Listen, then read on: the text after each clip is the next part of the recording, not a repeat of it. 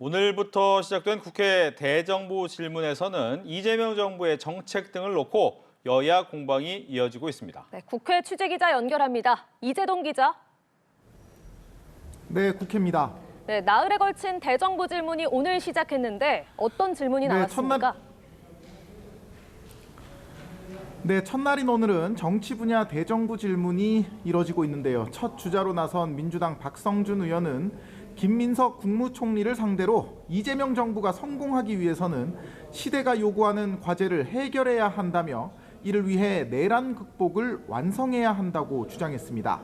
김 총리 역시 우리 사회에서의 내란 극복은 모두의 과제라고 생각한다고 답했습니다. 박 의원에 이어 국민의힘에서는 기재위원장을 맡고 있는 이미자 의원이 질의에 나섰는데요. 임 의원은 이재명 정권은 한국인 구금 사태를 거론하며 정부의 존재감이 없다고 비판했습니다.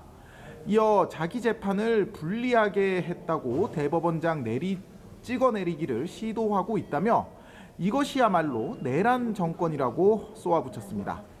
이번 대정부 질의에서는 내란 특별재판부 설치와 미국과의 관세 협상, 한국인 구금 사태 등 굵직한 현안을 둘러싸고 여야 간 격렬한 대치가 불가피할 전망입니다.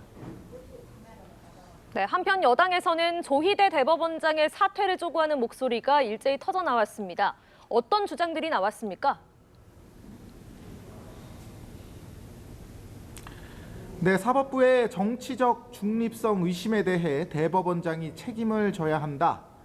오늘 오전 지도부 회의에서 나온 민주당 정청래 대표의 말입니다. 정 대표는 지난 대선에서 이재명 당시 후보 사건의 대법원 파기환송을 언급하며 조 대법원장이 반 이재명 정치투쟁의 선봉장이 됐다고 주장했는데요.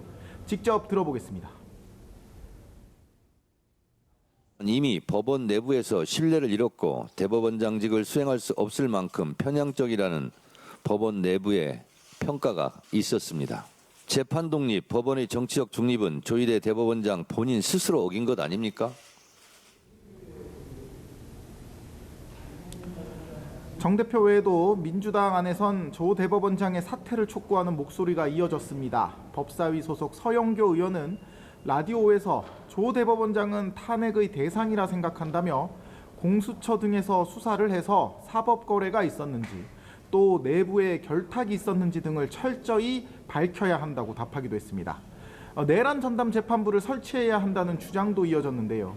민주당 3대 특검 종합 대응특위는 내란 전담 재판부뿐 아니라 김건희 최혜병 특검과 관련해서도 국정농단 전담 재판부 설치가 시급하다고 말했습니다.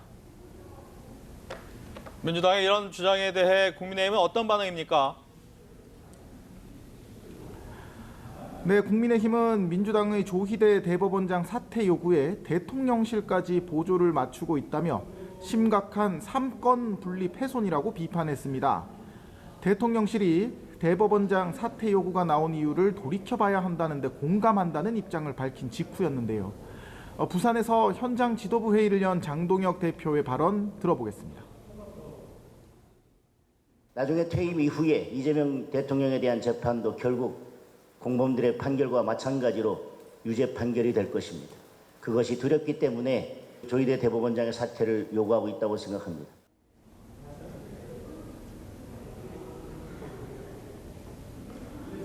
장 대표는 민주당이 헌법을 파기하는 입법 내란에 나서고 있다며 사법부의 독립은 사법부 스스로가 지켜야 한다고도 강조했습니다. 한편 국민의힘은 어제와 오늘 부산에서 1박 2일 일정을 소화하며 지역 민심을 다졌는데요.